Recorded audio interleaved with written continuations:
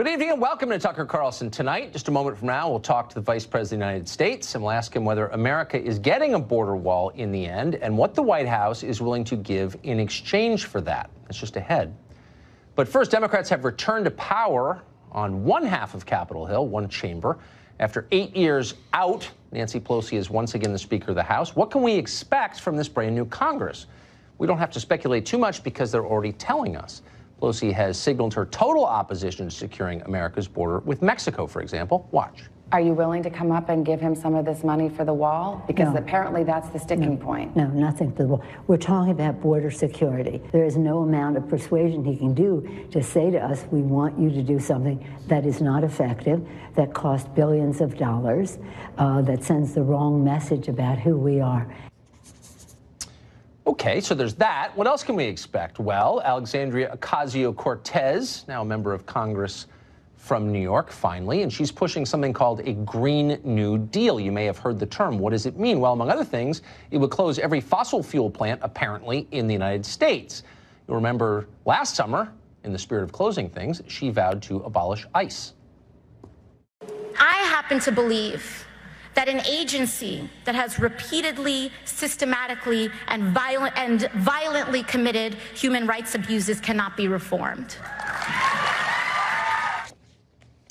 Okay, keep in mind, the backdrop against which all of this is playing out is the slow but certain decline of America's middle class. So what's being done to address that, the single most pressing problem in this country? Well, have no fear. Congressman Richard Neal says the Democratic Party will fight to dig up President Trump's tax returns.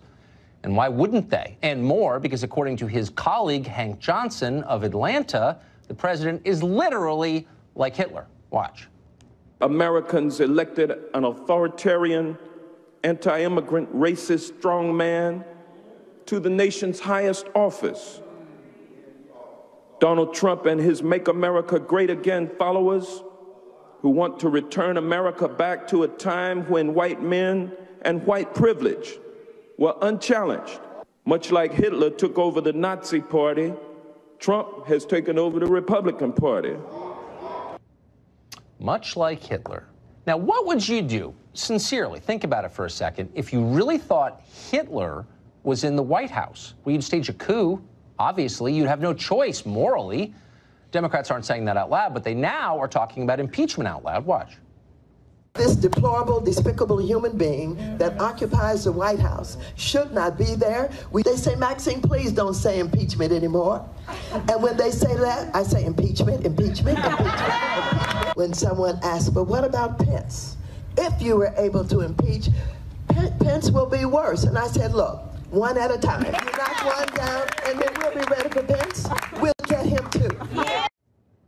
But keep in mind that Maxine Waters is suddenly more than just a very popular MSNBC guest. As of today, she's chairing the House Financial Services Committee.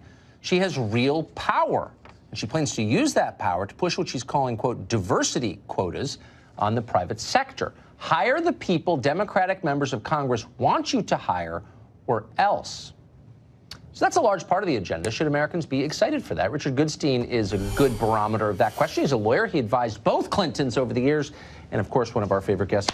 Mr. Goodstein, thank you very much for coming in. Now, I'm not going to say at the outset, I'm not going to ask you to account for Congressman Hank Johnson, who once suggested that Guam would capsize if too many American troops landed there, because it's Hank Johnson. But I do think it's fair to ask you about Nancy Pelosi, the new Speaker of the House, who said that, no, we cannot secure the border between the United States and Mexico. We cannot have a wall, and I'm quoting now, because it sends the wrong message about who we are. What message would having a wall send that is not who we are? First, Hank Johnson is Hank Aaron's brother-in-law, so he's deserving some credit. Is he literally Hank Aaron's brother-in-law? Yes, yes. But I'm not against Hank Johnson. I think he's hilarious, but there's obviously something wrong. Yeah, so what Nancy Pelosi is saying is what Democrats have been saying back when they passed that legislation in 2006 about fencing. And in 2013, $46 billion for border security, including $8 billion specifically for a structure along the border and tens of thousands of personnel to monitor it and all sorts of virtual walls, right? Right. What they're saying is we don't support open borders. That's why Barack Obama was called by the largest Hispanic organization the deporter-in-chief. So well, now I'm even more confused. Listen to this. Would you allocate any money for a wall? The new speaker has asked. No. No.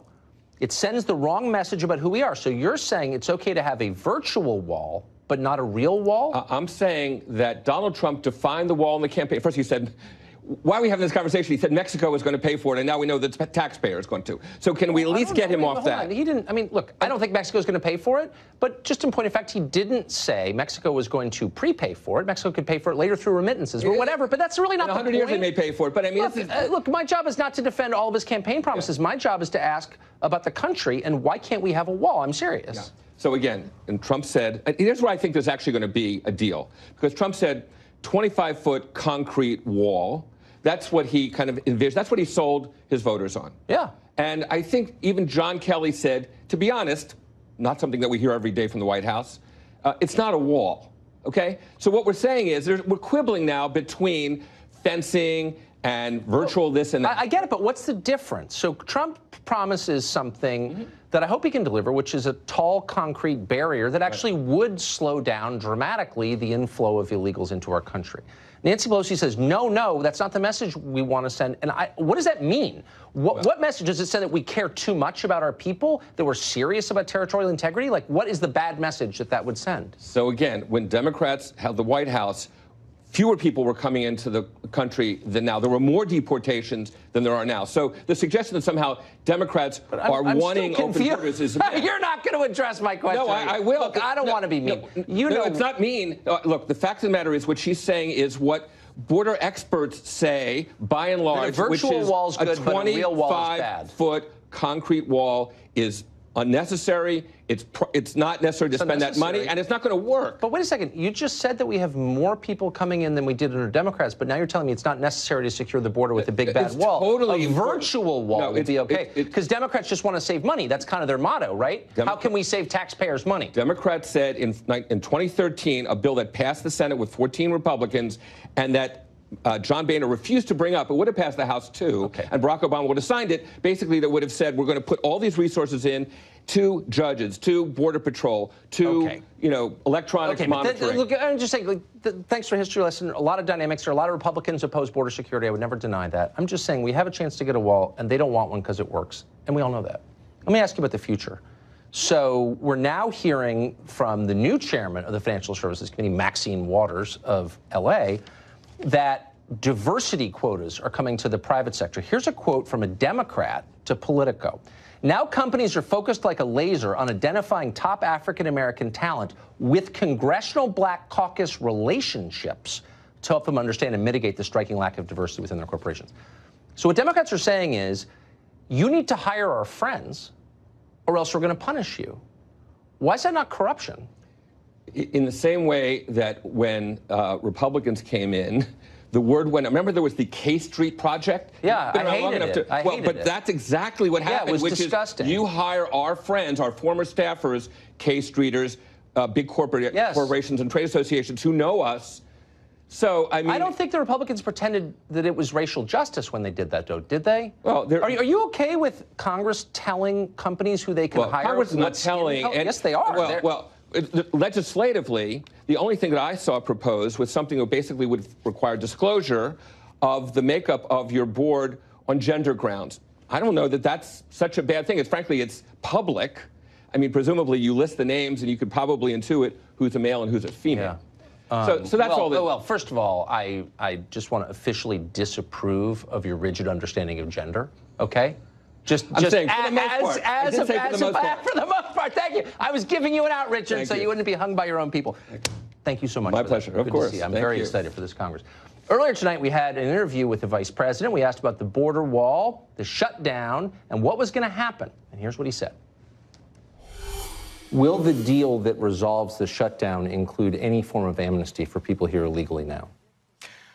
Well, our focus is on border security. Well, of course, but the Democrats' focus is on getting amnesty for people here illegally. Well, will you agree to that? What we've completely focused on is keeping the president's promise to build a wall, to pass legislation that provides other support for border security, that gives the people that are enforcing our laws at the border and across the country, enforcing our immigration laws, the resources and the tools that they need. There's a lot of people talking about a lot of different ideas. You know, frankly, the better part of a year ago, the president expressed a willingness to deal with the issue of dreamers in a compassionate way. So people who were brought here as children through no fault of their own. He's discussed that. It's being talked about. But what about here's the posture the president and I have taken ever since the Christmas holiday. The president sent us to Capitol Hill. I met with Senator Schumer not once but twice. We engaged in good faith negotiations. The president and I canceled all of our Christmas vacation plans. We were here in Washington, D.C. Democrats broke off negotiations about a week ago, but the president's made it clear. We're here to make a deal, but it's a deal that's going to result in achieving real gains on border security, and you have no border security without a wall. We will have no deal without a wall. If the deal in the end includes allowing people who came here as adults intentionally to break our laws to become citizens, then wouldn't the message to the rest of us be, why should we obey the law if people who intentionally broke it are being rewarded for it? Can you see why that would be a perverse incentive for the rest of us? I absolutely can. And I've heard no discussion of that. I've heard no discussion of amnesty related to this. I heard some members of the Senate are talking about maybe including dreamers in some sort of a negotiated settlement. And the president's posture on all this is, look, we're at $5.6 billion. We have engaged in good faith negotiations. We've made offers. There's been no counter offers made. But again, we heard the Democrat leadership, the new Speaker of the House this morning, again said, no money for the wall. Well, the American people know walls work. And we heard from border agents today in the Oval Office that in areas, in sectors where they were assigned to deal with illegal immigration, the flow of narcotics, human trafficking, all the threats to our communities that we face at our border, that once they built a wall, you saw illegal immigration, the flow of narcotics drop precipitously. So the bottom line is you will not accept a deal that does not include a wall, if I'm hearing this right. I think the president's made it very clear. Yes. There's no wall, no deal. But look, we really are prepared to negotiate. We're prepared to talk. We're prepared to listen. And ultimately, it all begins with the facts. I mean, that's the reason why the president called the meeting in the Situation Room. We'll be meeting again tomorrow with Republican and Democrat leadership. And I want the American people to know that you know, this is a real crisis at our border. We made progress last year. And it probably was a result of the fact that the American people elected a new president who delivered a very strong message about confronting illegal immigration. We actually saw a decline in illegal immigration and incursions on our southern border. But in the last 12 months, we've literally seen a dramatic increase in the number of people. 2,000 people a day apprehended at our border or found to be inadmissible trying to enter our country. I mean, that represents, as much as we were all troubled in recent weeks about the caravans moving north, and there's talks about more caravans, literally 2,000 people a day attempt to come into this country illegally by one means or another. We can agree on those facts, come together around solutions, but part of that solution means a wall, it means a barrier along our southern border, and it also means technology, drones, the kind of support that our border agents know will assist them in doing their job. But bottom line, if there's no wall, there's no deal. The president the other day announced the withdrawal of the 2,000 American troops in Syria back to the United States. Nobody in Washington liked that, including some Republicans. Lindsey Graham said, probably not going to happen. There was a pause on that withdrawal. What is the state of that? Are those troops coming home, and if so, when? You know, President Trump, as commander-in-chief and as a candidate, made it clear that our number one priority would be destroying ISIS. The reality is we have defeated ISIS. We have defeated the caliphate. And what the president announced just before Christmas is not that we're giving up on the fight of ISIS. We're going to continue to lean into the fight of ISIS. We're going to continue to take the actions that are necessary to protect the American people and our interest in the region. But the president is determined, in consultation with military commanders, including at Al-Assad Air Force Base when he was there just after Christmas, that it's no longer necessary for us to have American forces in harm's way in northeastern Syria to accomplish that. Do you think we can expect in the next few months those troops to come back? Well, I think the president's made it clear we're going to do this and are doing this in an orderly way. I heard him in dozens and dozens of speeches talk about bringing our troops home wherever we could around the world. This is not a president that's interested in seeing American forces all over the world. They accomplished the task that we gave them to accomplish, defeating the caliphate, and now we can bring them out of Syria. Do you think that we're winning the conflict in Afghanistan? Do you think the United States benefits from the continued presence of such a large number of U.S. troops there? Well, the president is in the process of evaluating that as we speak. I was in Afghanistan last year. Yes. In his speech in August, President Trump, basically through new rules of engagement, new resources, additional military personnel, gave our folks on the ground the ability to take the fight, be at the tip of the spear, supporting the Afghan National Army in the battle against the Taliban, ISIS-Khorasan, Al-Qaeda reemerging in Afghanistan. And it's been a tough fight. I mean, the president's been very clear about that. And now I think the president's in the process of evaluating options about what has been, as you know, Tucker, we've both lived through it in the last 2 decades, what has been an 18-year conflict in Afghanistan, and determining what our best options are in terms of putting America first, protecting America's interests in the region, making sure that we can confront terrorism if it rears its head once again. But the president's looking at ways in Syria and perhaps even in Afghanistan where we can have less of a military commitment and see those resources and those troops coming home. Mr. Vice President, thank you. Thank you, Tucker. Appreciate it. Good to be with you. Well, in our first show of the year, which was last night, we highlighted and tried to explain the decline of men in Middle America and how it's devastating this country. And it is. That segment got a huge response from viewers, but some people hated it. The science parts especially. That's no longer allowed. We'll explain after the break.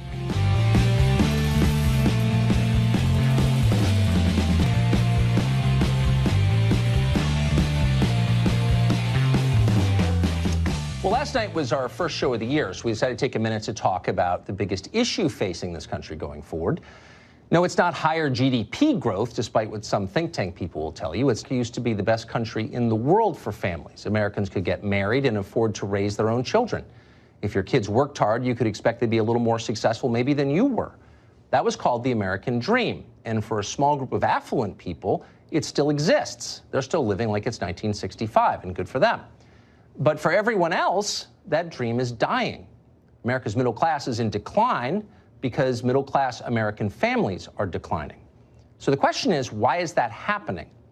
Well, there are a lot of reasons it's happening, but a major driver of family collapse, the one that nobody ever talks about for some reason, is simple economics, and we explained it last night.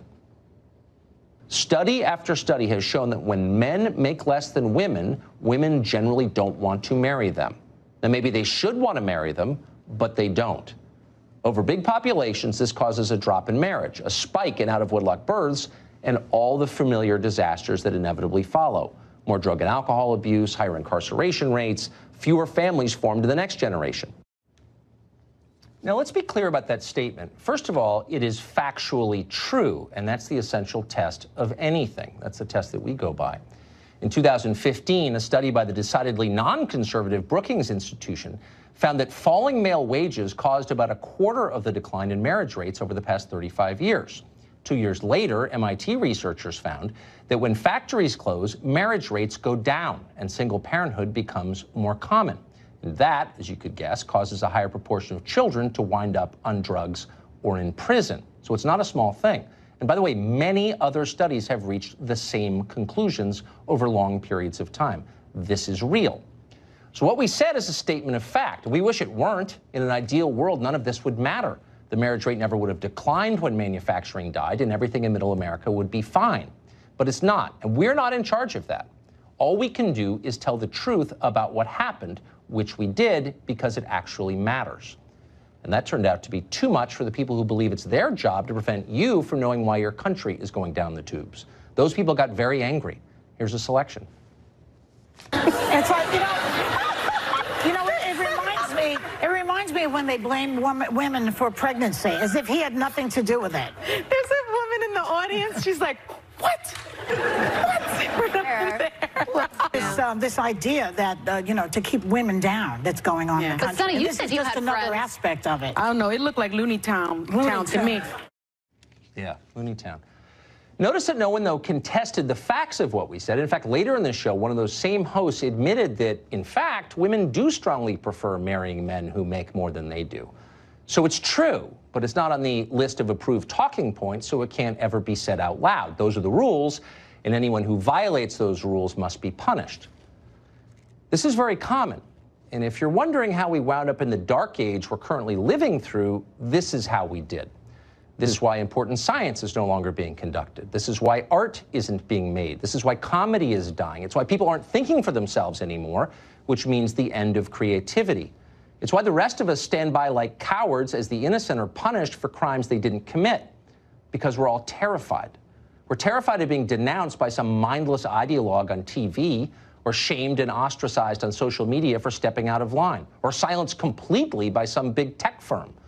A mob of angry children is suddenly in charge of the country.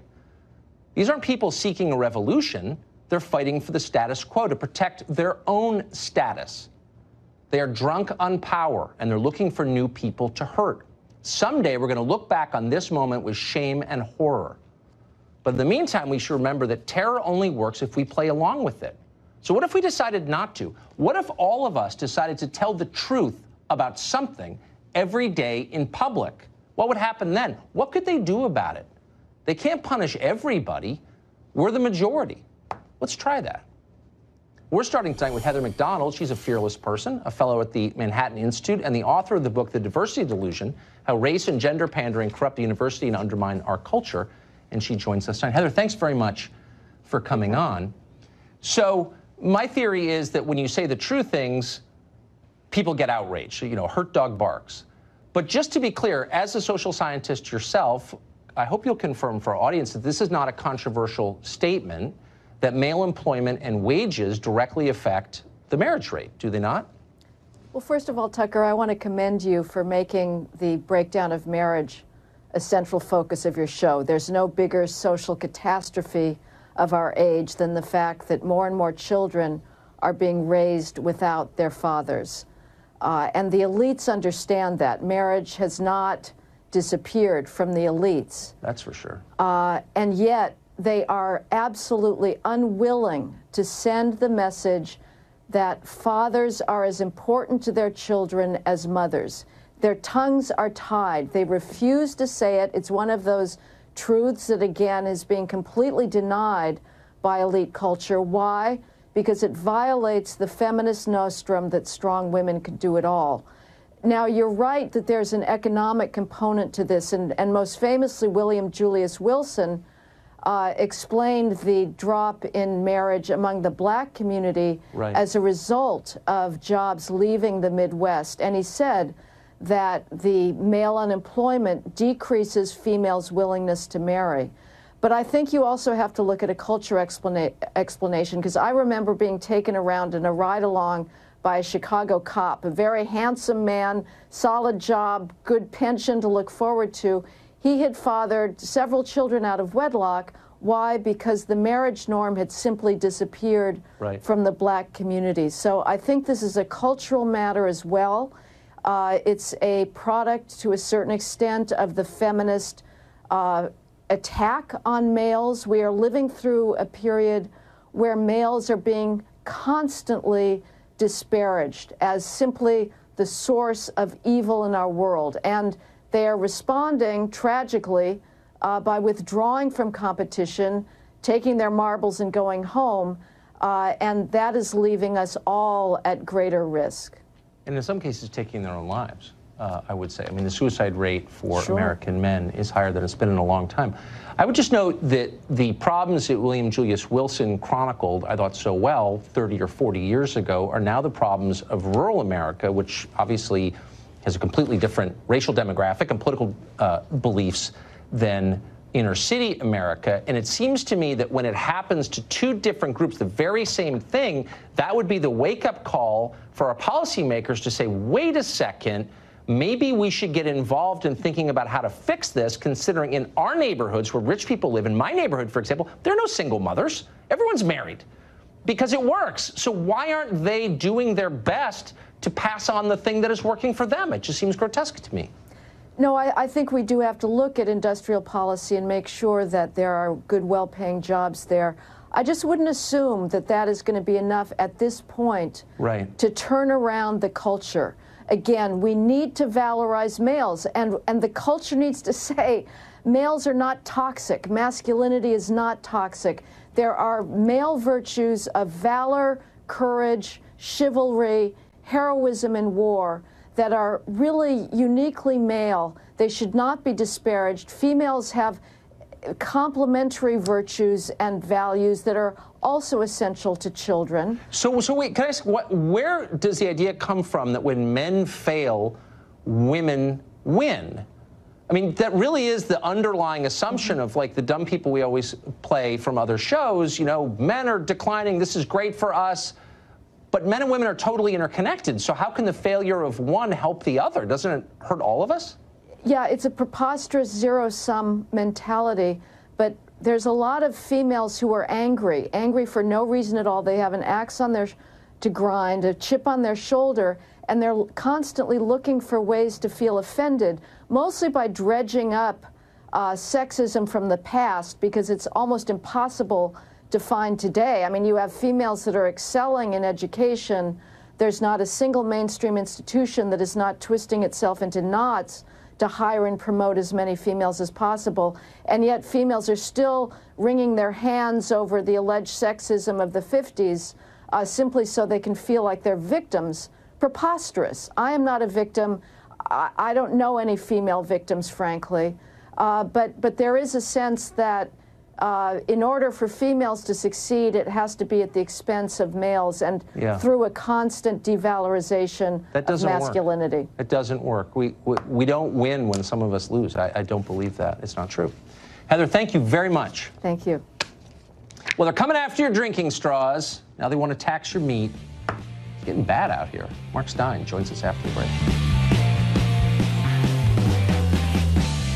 Of this country, as you already know, are breathtakingly beautiful. Yellowstone, Big Sur, Yosemite, the vast forests of Maine. Places like that are what make this a great country. If being an environmentalist means anything, it means protecting those places and countless others across this continental nation, keeping them clean and protected. So how are professional environmentalists doing with that? Well, we know this week the federal government is shut down, and that means the National Park Service is not cleaning up in our national parks. That means that trash is piling up. That is an environmental crisis. So we wanted to know how our environmental watchdogs were responding to it, so we contacted this country's 4 biggest environmental groups to see what they were doing about it. The Sierra Club, the Nature Conservancy, the Environmental Defense Fund, and the National Natural Resources Defense Council. Go to their websites, they'll tell you how they're protecting the soil and water. By the way, they raise a lot of money on those claims. Combined, these 4 groups have an annual revenue of well over $1 billion. Over the Nature Conservancy, their endowment is over $6 billion.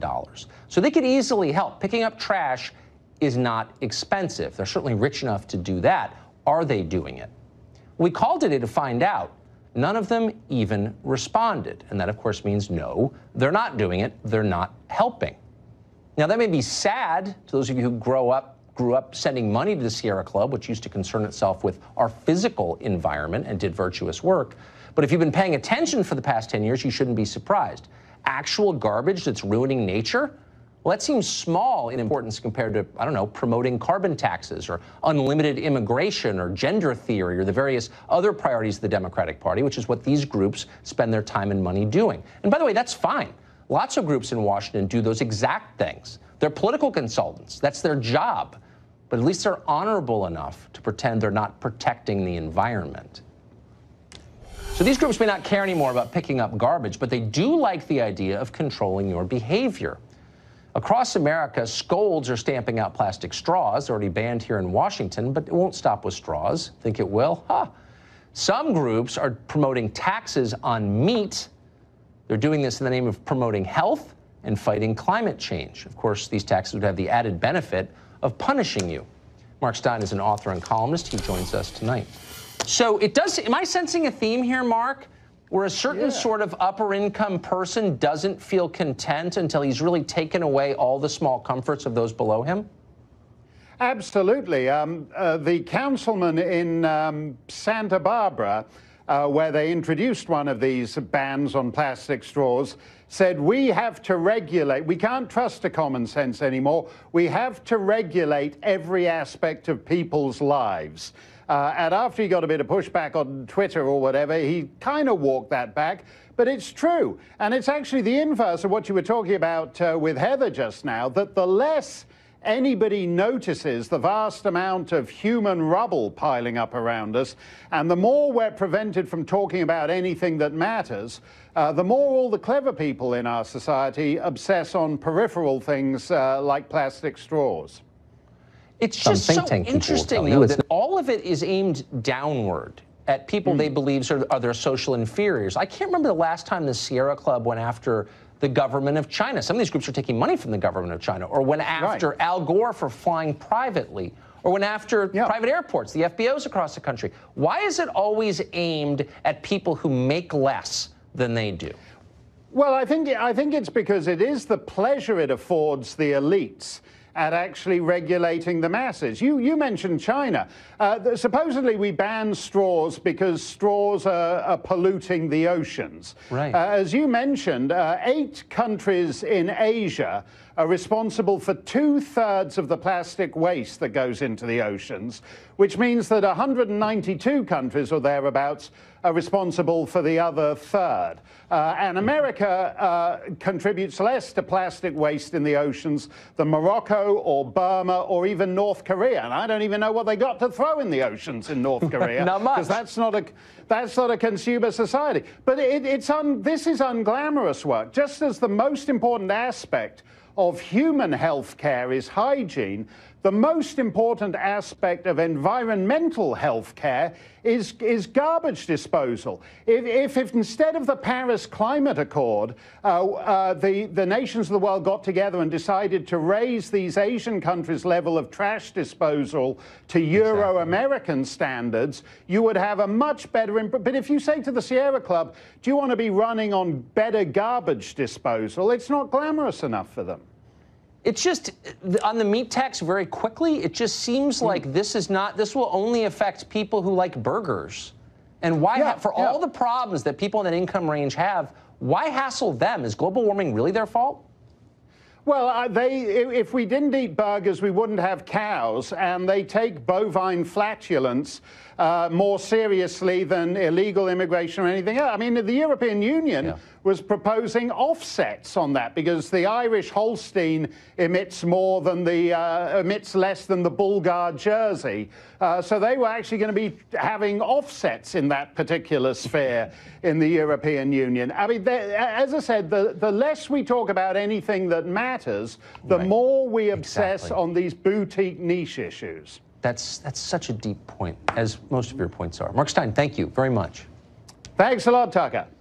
Oh, it is finally here after a week. Final exam. Can you beat the experts at remembering the final stories of 2018? How's your short-term memory? The test ahead.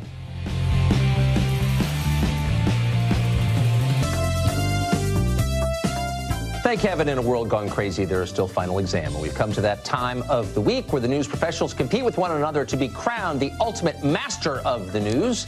The defending champion this week is Fox national correspondent Lauren Blanchard, who crushed it last week. Her challenger is a very accomplished man, former U.S. Congressman Jason Chaffetz, who is guest hosting for Laura this evening. So don't miss that. And also works here at Fox. Great to see you both. Good to see you. Congressman, are you familiar with what this requires? I'm a rookie, but I got the coat off. I like that. You know, at home when we play games, it's usually shirts versus skins, but I'm going to go ahead and keep the tie on. You know what? You can be who you are on this show. Hey. If you want to go shirtless, it's up to you. But I'm a rookie. I'm a rookie. Good. Well, then let me read you the rules, the stringent rules. You know them, of course. Oh, yes. Hands on buzzers. I ask the questions. The first one to buzz in gets to answer the question. You must wait until I finish asking it before you answer. You can answer once I acknowledge you by saying your name. Each correct answer is worth 1 point. Here's the trick. If you get it wrong, you lose a point. The cruel math of final exam. Best of 5 wins. Are you ready? Let's do it. You ready? All right. All right. That's a trick. I know. She's devastating. Okay, first question. After announcing that she does, in fact, plan to run for president, Senator Elizabeth Warren of Massachusetts held a live stream Q&A session with supporters, and at one point, She stopped taking questions so she could grab a beverage from the fridge. Some are saying it was an embarrassing gaffe. What kind of drink did she get? Lauren Blanchard. It was a beer. A beer? She popped open a beer. I don't believe it. Was it a beer? Hold on a sec. I'm going to get me a beer. But for some, the moment falling flat. Online critics calling her awkward attempt at drinking beer inauthentic pandering to young voters. For some, the moment falling flat. They leave out verbs in network news for some reason. Anyway, it was a beer. It's exactly right. She also got a husband that she kept dragged into the shot as She too. did? That was very natural. I wasn't even yes. aware of him. What kind of beer? Do you know? I think it was something light. It was some sort of non-beer, like a carb-free beer or something. I'm not a beer guy. All right, question 2. The Billboard R&B chart this week features a debut from an unexpected artist. He's a former U.S. president. He's featured on the number 22 song. What is his name? It's President Obama. Is that true, President Obama? I didn't even know this. Is it President Obama? To the tape we go. With a rising star in the R&B world, you guys are going to want to keep an eye on this one. His name, Barack Obama. All right, let's listen in. Retreat in which I promised myself to realize the sweet enjoyment of partaking in the heat of my fellow citizens. Yes, he left office to make the world better. And that's what he's doing. Yeah, You're right. I missed that. Yeah, I do. I would have. You could have given me 20 minutes. I would have never gotten it. I wouldn't have either. Let's see if we can get this one. Question 3. It's a crowded Democratic field coming together for 2020. Even Hollywood considering jumping in, or one member of it. Which award-winning actress, famous for wearing a vial of her husband's blood around her neck, is thinking about becoming a Democratic candidate? Okay, I don't know this story, but the only one who did that was Angelina Jolie. She was famous for wearing the blood, but I didn't hear that she was. I can't imagine there's more than one actress in Hollywood, even in Hollywood, who wears a vial of her husband's blood. Was it Angelina Jolie? Another 2020 contender, actress Angelina Jolie, is hinting that even she might run for president in 2020. In an interview with the BBC, Miss Jolie said that she can work with both governments and militaries, so she may be worthy of high office. Mark Stein, ladies and gentlemen. So I think what our judges are saying, congratulations, by the way, Congressman, is that speed is of the essence. Yeah. And pressing, perhaps rather than slapping, might be more effective. Okay. This is a 2-point question. Okay. All right. Question 4. People in the city of New York believe their city was being invaded by aliens recently. Why did they think this? Because the night sky lit up in an electric blue. What was the cause of that? It was a Con Ed transformer explosion. It was very weird. Man, you are so on it, you're freaking me out. Is that true? Is Lauren right? It's all over Twitter. The cause of the panic? A transformer explosion at a Con Edison utility substation. Then there was that low-frequency hum. Worried residents, fearing the worst, called 911. Some thought it might be the beginning of an alien invasion. It was freaky. It was like Independence Day in the movie, where you just look up and a weird blue color that you haven't seen lighting up the clouds in the sky. And as we've noted many times in the show, that is just a matter of time. She is no doubt good, but can I get a lesson on buzzer? Like, you know, the judges were just saying, would you like to take a practice buzz right now? Yes. Okay, just practice buzz. Okay. It's working. All right. I think actually, I mean, obviously she's deeply informed on the news. She would have but kicked she's my butt also no matter lightning what. fast. Yes. You have a bunch of brothers, right? I do. Yeah. Okay. 2 brothers. Right. Yep. So. All right. I've never been known for my cat quick reflex. I know. I would fail I get that. every time. I get that. Yes. Okay. Final question, and per the mandate of the National Game Show Commission, this must be an animal question, and therefore it is. Tension was high at Tuesday's Sugar Bowl between the Texas Longhorns and the Georgia Bulldogs. The mascot for the Texas team, a live 1,800-pound steer, charged the mascot for the Georgia team. What kind of animal is the Georgia mascot? Holy smokes. It's a bulldog. The Georgia Bulldogs? Was the answer in the question? To the tape. Before the Sugar Bowl, the Texas Longhorns' 1,800-pound mascot Bevo charging Georgia's Bulldog Uga after breaking out of its pen. Holy Nobody smokes. was hurt, though, but that's a bit of a scary situation. Lauren Blanchard. Highest score ever achieved on this show. Ooh. Congressman, I don't judge you for a second. I would have had the exact same score because she is absolutely unbeatable. Next time, I'm going to put the coat on. I don't know. I don't think, I don't study enough. I'm not sure that any accessory could help because she's that good. Okay. You get another Eric Wempel mug, which commemorates the now famous appearance of Mr. Wempel from the Washington Post website on our show. I gave one to my parents for Christmas. So good. Now they'll have 2. And you'll be hosting Laura Ingraham tonight. 10 o'clock. It's going to be good? It's be good. There's so much out there. I will be sitting with my Eric Wempel mug watching you. Thank you both very much. That's it for Final Exam tonight. Pay attention, close attention to the news, especially the weird news every week. Tune in next Thursday to see if you can beat our experts. We'll be right back.